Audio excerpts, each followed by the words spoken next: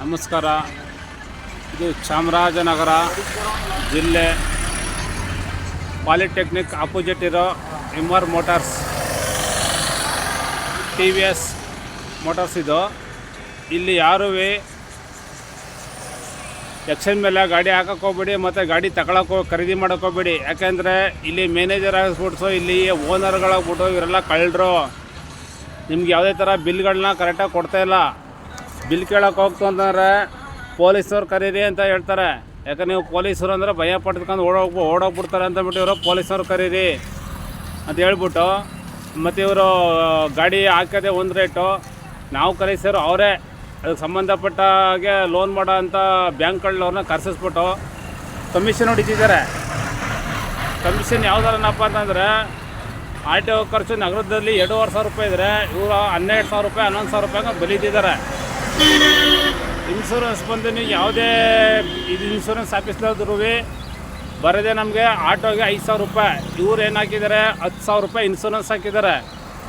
ಅದರಲ್ಲೇ ನಮಗೆ 17,000 ರೂಪಾಯಿ ಮುಂಡಾಯಿಸ್ರು. ಇನ್ನು ಆಟೋದು ಬತ್ತು ಅಂತಂದರೆ 2,70 10,000 ರೂಪಾಯಿ ಡಿಸ್ಕೌಂಟ್ 2,60 ಅಂತ ಕೊಡ್ತಾರೆ. ಅದರಲ್ಲಿ ಬ್ಯಾಂಕ್ನ ಮೇಲೆ ಹೆಚ್ಚು ಕಡಿಮೆ ಮಾಡಿಬಿಟ್ಟು ಏನು ಮಾಡ್ತಾರೆ 20,000 ರೂಪಾಯಿ ಅದರಲ್ಲಿ ಹೊಡಿತಾರೆ. ನಮಗೆ ಸರ್ ಗಾಡಿ ತಗೊಂಡ್ರೆ ಹೊಸ ಗಾಡಿ ತಗೊಂಡ್ರೆ 10,000 ರೂಪಾಯಿ ಡಿಸ್ಕೌಂಟ್ ಅಂತ ಹೇಳ್ತಾರೆ ನೋಡಿ. 10,000 ರೂಪಾಯಿನೇ ಮುಂಡಾಯಿಸ್ತಾರೆ. ಬಿಲ್ಗಳನ್ನ ಕೊಡೋಲ್ಲ. ಕೇಳ್ತು ಅಂತಂದರೆ ಇವರೇ ಒಂಥರ ರೌಡಿಸಮ್ಗಳನ್ನ ಮಾಡ್ತಾರೆ.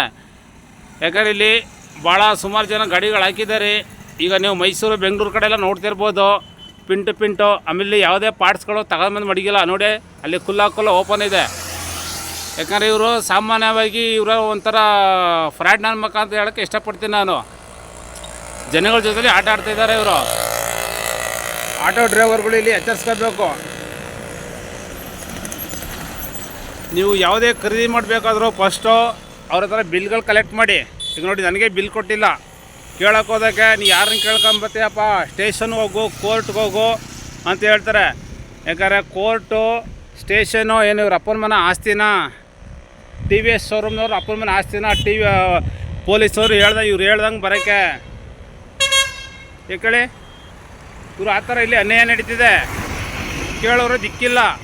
ಯಾಕೆಂದರೆ ಈ ಕಚ್ಚಾ ಗಾಡಿ ಇದು, ಈ ಗಾಡಿ ಇರ್ಬೋದು, ಈ ಗಾಡಿನ ಇವ್ರ ಹತ್ರನೇ 30,000 ತಗೋತೀನಿ ಸರ್ ಅಂತಾರೆ. 30,000 ತಗೊಂಡ್ರೆ ಗಾಡಿಯವರು ಅದು 30,000 ರೂಪಾಯಿ ನಿಮ್ಮ ಲೋನ್ಗೆ ಹಾಕಲ್ಲ. ಕೇಳ್ತು ಅಂತಾರೆ. ಈಗ ನಾನು ಅದೇ ಕೇಳಕ್ಕೆ ಬಂದಿದ್ದೀನಿ. ಕೇಳ್ತು ಅಂದರೆ ಇವರು ನಾನು ಕೊಡಲ್ಲ, ಏನು ಮಾಡ್ಕೊತೀಯ, ಕೋರ್ಟ್ಗೆ ಹೋಗ್ತೀಯ, ಸ್ಟೇಷನ್ಗೆ ಹೋಗ್ತೀಯ, ಹೋಗು ಅಂತಂತಾರೆ.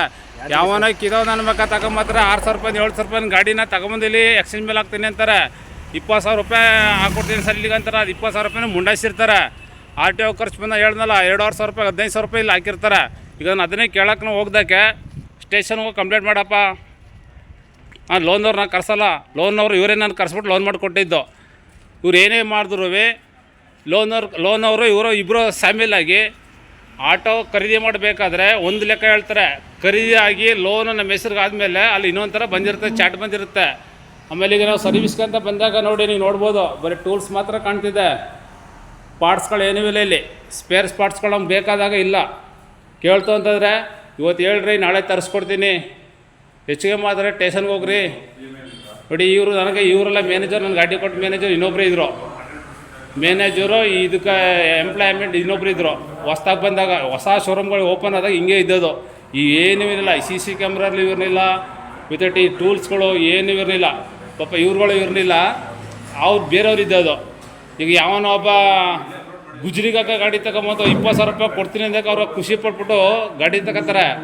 ಅದು 20,000 ರೂಪಾಯಿನೂ ಇಲ್ಲ. ಎಕ್ಸ್ಚೇಂಜ್ ದುಡ್ಡುಗಳು ಏನು ಕೊಡೋಲ್ಲ. ಎಲ್ಲನೂ ಬರೀ ಮೋಸ ಮಾಡ್ತಾರೆ ಅಂತೇಳಿ ನಾನು ಮಾತನ್ನ ಮುಗಿಸಿದ್ದೀನಿ.